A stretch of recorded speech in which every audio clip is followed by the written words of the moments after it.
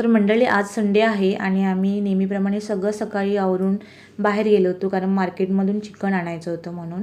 रियांची काका की आज आले होते, त्यासाठी आम्हाला बिर्याणी बनवायची होती. त्यासाठी काही साहित्य लागणार होते, ते सगळं आम्ही घेऊन आलो.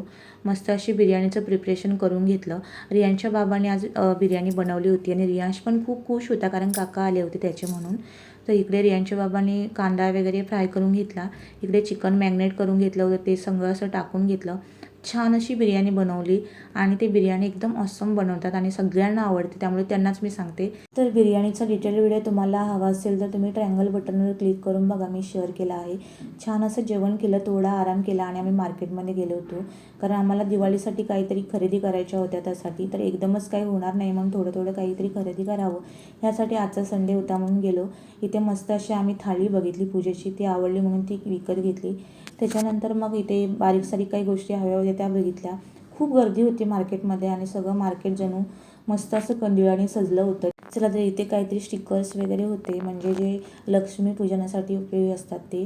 तर इकडे मी बघत होती, तर मला काही गोष्टी आवडल्या त्या मी खरेदी केल्या आणि मस्त मस्त असे स्टिकर होते इथे. त्याच्यानंतर मग थोडीशी रांगोळी पण घ्यायची होती, ते पण बघितले. इकडे रांगोळी पण होती, ती पण घेतली.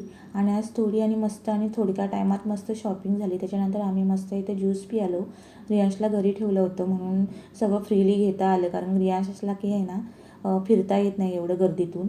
त्याच्यानंतर घरी आलो. रियांश मस्त असं इथे रमला होता आणि ही कार्डबोर्ड्स आहेत ना, रियांशला खूप आवडली. तर भेटूया पुढच्या ब्लॉगमध्ये, तोपर्यंत बाय.